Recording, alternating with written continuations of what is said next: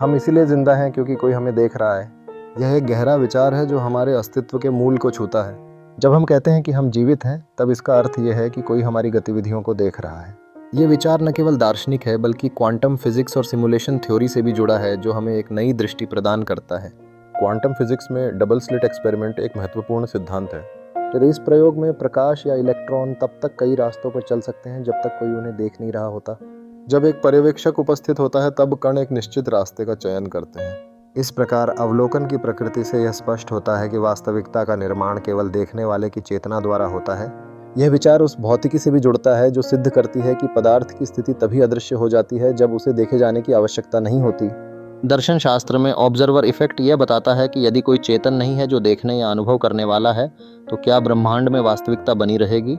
कई दार्शनिक सवाल उठाते हैं कि क्या हमारी चेतना एकमात्र कारक है जो ब्रह्मांड की वास्तविकता को संचालित करती है।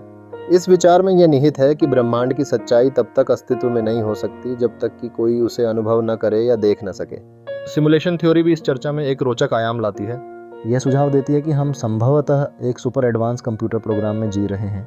इस सिद्धांत के अनुसार जब तक कोई हमें देख रहा है या हमारी गतिविधियों का अवलोकन कर रहा है, तब तक हम सक्रिय रहते हैं।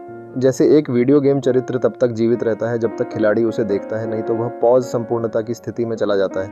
इन सभी सिद्धांतों का सार यह है कि हम इसलिए जिंदा हैं क्योंकि कोई हमें देख रहा है।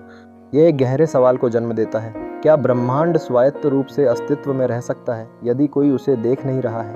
क्या कोई देखने वाला ही वास्तविकता को परिभाषित करता है, और हमारे लिए इस अस्तित्व का क्या अर्थ है? यह विचार हमारी चेतना और अवलोकन के बीच के गहरे संबंध को उजागर करता है। अंततः यह विचार हमें सोचने पर मजबूर करता है कि यदि इस विश्व में कोई भी देखने वाला न हो, तो क्या उस समय भी यह विश्व अस्तित्व में रहेगा? यह सवाल न केवल दार्शनिक है बल्कि हमारी वास्तविकता की समझ को भी चुनौती देता है।